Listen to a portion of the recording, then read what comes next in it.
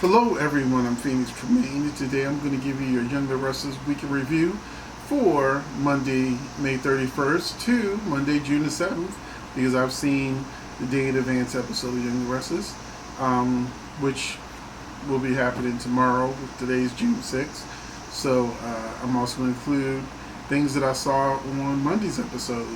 But first, if you haven't done so, please take a minute to subscribe.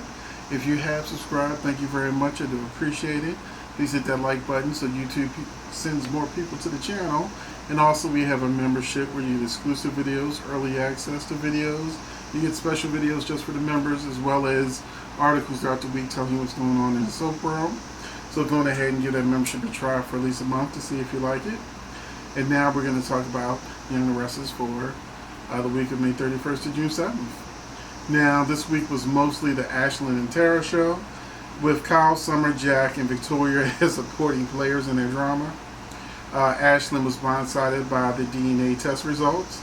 I actually expected him to have a bigger reaction to it, which is why I used the word blindsided, because he was stunned, but he didn't explode. Summer spent all week feeling insecure about Tara, which she should, because Ashlyn keeps warning them that Tara isn't as innocent as you think she is. Meanwhile, I see the writing on the wall that Tara is a manipulator. She is, I'll get to it later in the week. Actually, I think on the Monday episode, we learn about Tara's financial problems, which is going to lead to her probably doing some things like either trying to get Kyle or Jack to make sure that she's good. Phyllis reminds Jack that he had a son that showed up during their marriage. I wasn't watching the show at this time, so I said, oh, they're about to talk about chemo. Finally, the son that they never talk about and seem to pretend doesn't exist. And then she said Diane, who was Kyle's mother. And I was like, oh, so chemo was still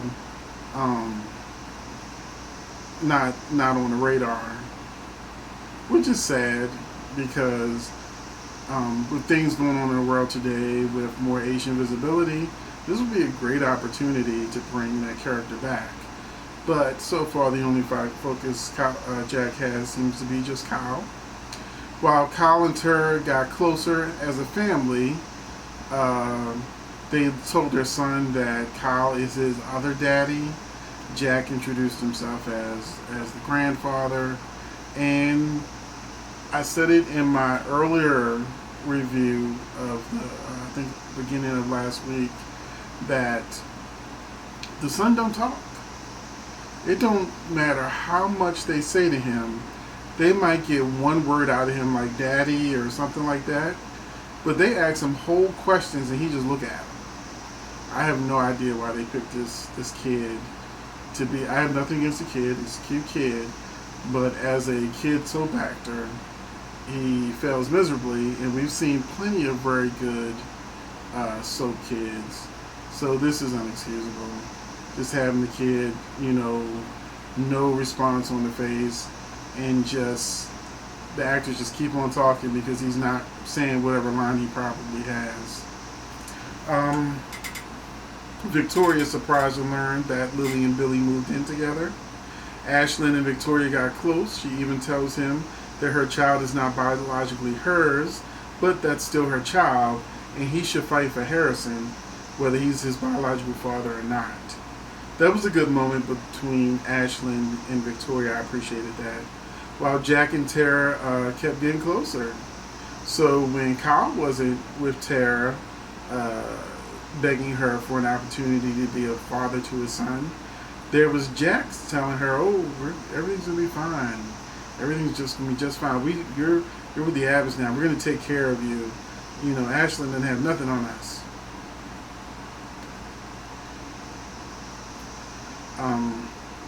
I'm confused if Sally wants to take the job out of town or get Summer to take the job out of town. She had I thought like a week and a half ago when they first introduced this idea of Sally going to Milan or whatever for that premium job. I really thought that was something she wanted to do, but this week she said that she wanted Summer to take the job. She's trying to get Summer out of town. So I don't know if the writers aren't paying attention to what they're writing. So I'm kind of confused. Is Sally really want this job out of town, or is Sally actually trying to get Summer to want this job that's out of town? Maybe in the comment sections you can tell me maybe something I missed. Finally, Billy realizes there's a story brewing with Kyle, Tara, and Ashlyn, later confirmed by Jack. And then Jack and Billy start arguing because Billy clearly wants to do a story saying, well, the story's going to come out. Someone has got to tell it. And Lily and Jack are like, no. Jack's like, you can't do that to my grandson. So Billy looks like in the spoilers, it suggests that Billy is going to do the expose on Kyle and Tara's affair, that they have a kid, and that's what happened with Ashlyn. So there may be a war within the Abbott family between Billy, Jack, and Kyle while they're trying to fight Ashlyn. So that's going to be a mess. On Monday, Abby advises Summer that she needs to stay motivated to keep Kyle and not be scared of Tara and what could happen with Tara and Kyle. So she lets her know, you need to go on ahead and marry Kyle and stop playing. Stop worrying about Tara. Go on ahead and marry that man. So that was the first scene with Abby that I've liked in maybe 2 years. And I agreed with Abby. There was no reason for her to stop the marriage. If anything, she needs to get married just to plant her stake and make sure Tara don't want to try to get her crunches in Kyle. I don't think they'll actually make it to the aisle, down the aisle, but because I still have this feeling that something's going to happen where the lawyer's going to say, hey, I think that you and Kyle should get married to show a solid foundation. Tara also looked really stupid when Kyle said, is there anything that Ashlyn knows that could spoil it? He keeps calling you a unfit mother.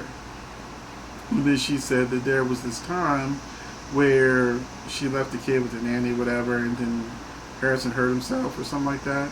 So clearly that felt like a lie. Something happened where Ashlyn can prove that she's an unfit mother, and Tara just kind of scrambling to figure out what she really wants to do. Ashlyn has given her ultimatum that if she wants any support from him and joint custody, she needs to cut Kyle out of the Harrison's life forever. So we also, I think it was on Monday's episode that we find out that Tara has her shoe business is actually needs money, that the business is bad and she owes more than she makes. On top of that, she has an ironclad prenuptial agreement so that if she leaves Ashlyn, if she don't take the deal with Ashlyn, not only won't she have any money from the divorce, but her failing shoe business is just going to go under. Jack tells her that don't worry about it, I'll talk to Lauren or somebody, we can help you out. Now we're going to move on, because like I said, the show was mostly Ashlyn Turlock drama, but they did have a few other things happen. Imani and Naya tried to convince Amanda to keep the focus on her father being a blackmailer. Imani and Amanda, which Amanda said she was thinking about not doing now that these new facts came to light. Imani and Amanda go out to lunch where Imani meets Nate, who later asks Devon for her information, even though Imani learns that Amanda and Nate were briefly a thing. She wants what she wants, and she wants Nate. I thought it was very tacky for Nate to ask Devon about Imani after he just destroyed his relationship with Elena. Now he's asking him to help him get another woman. And Elena's single, and now he don't want her, which is crazy. The Young and Restless Summer preview said that Imani and Elena are going to be fighting for Nate. Moving on. Amanda learns from the detective Oliver that Richard found out where Amanda's foster parents were, and he was going to get her, but then the accident happened. Naya is angry when Amanda confronts her and asks if she knew that Richard found out about her pregnancy, and she denies everything. Naya adds that she tried to contact her. He did try to contact her, but she ignored him. This is another clue that he was in contact with Naya and probably told her that he found the baby, which led to her tampering with his brakes before he could go see Amanda. So some people may have gone under the radar. I've said many times, Naya did it. This is yet another clue to the fans that are paying attention that they just told you that Naya and Richard were in contact. Because you know Naya's lying. So you know that Naya, he probably told Naya, I found out our daughter and I'm going to go see her. And she was like, oh no, we can't let that happen. Naya and Imani then told Amanda that maybe the case is too much for her. But Amanda said that, she's staying on the case. Amanda tells Devon she's thinking about still painting her father Richard as a blackmailer. And he asked her, what's the point? Why is she really doing this? Is she still impartial? Or is she just trying to prove something to her family? Because I actually, at this point, didn't like Amanda's reaction. To me, if Amanda found that information out, she should want more than ever to know the truth. Like, screw Sutton. I need to find out who stopped my father from finding me and changing my whole entire life. Instead, she's still hanging on to the hope that, it wasn't it. Naya tries to plant the seed in Devon that maybe Amanda should get off the case. That was another nod to her being the one that tampered with the brakes, because now she's trying to get Devon to get Amanda off the case. She's getting too close. Amanda reveals she's moved as the Grand Phoenix and that she's going to be closer than ever to Amanda. Now they're neighbors. So all that felt to me, all I felt was from that scene was they realized how close Amanda's getting to the truth, and they wanted Monty to keep an eye on Amanda. It had nothing to do with her being closer to Amanda to help her with the case. It had everything to do with being closer to Amanda to make sure she don't find out the truth, or else Amanda might have some brake problems. Then we move on to Victor, who warns Chelsea if she doesn't work with the doctors to get help, he's never going to let her out the mental hospital. Chloe tells Kevin that she thinks Chelsea is really sick and getting worse, and Kevin goes to the hospital and warns her not to drag Chloe further into her situation, or else she had to deal with him. Excuse me. I need some water. In the park, Adam says he forgives Chloe and offers her a deal. Adam wants to offer her an online fashion outlet, saying that when Chelsea gets out of hospital, it will be good for her to have something to look forward to. Chloe acted like she wasn't going to take the deal, but they would have never introduced her in the storyline if she wasn't going to take the deal.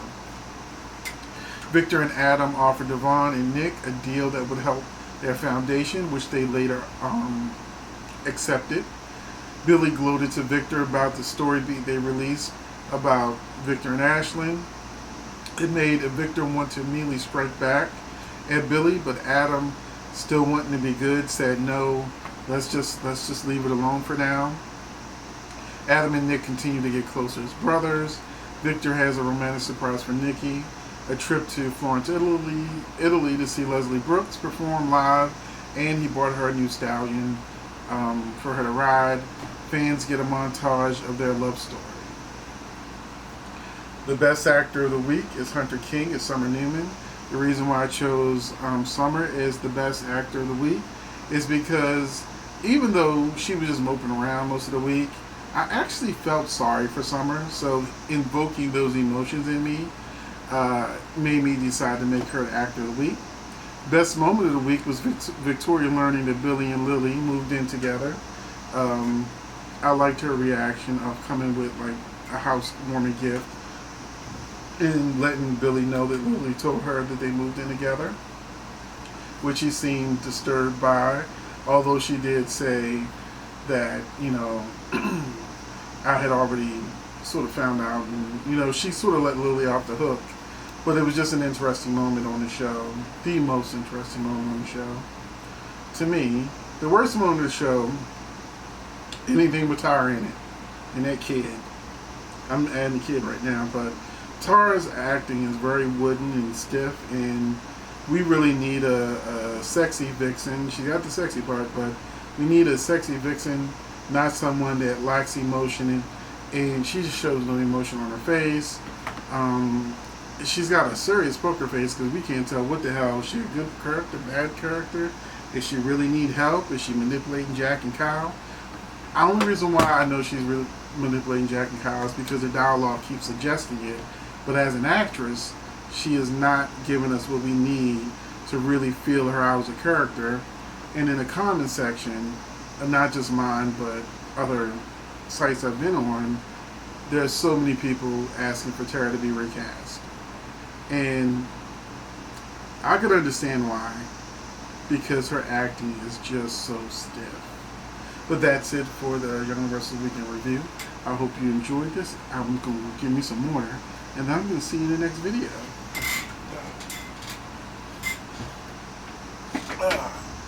I don't litter. Thanks for watching.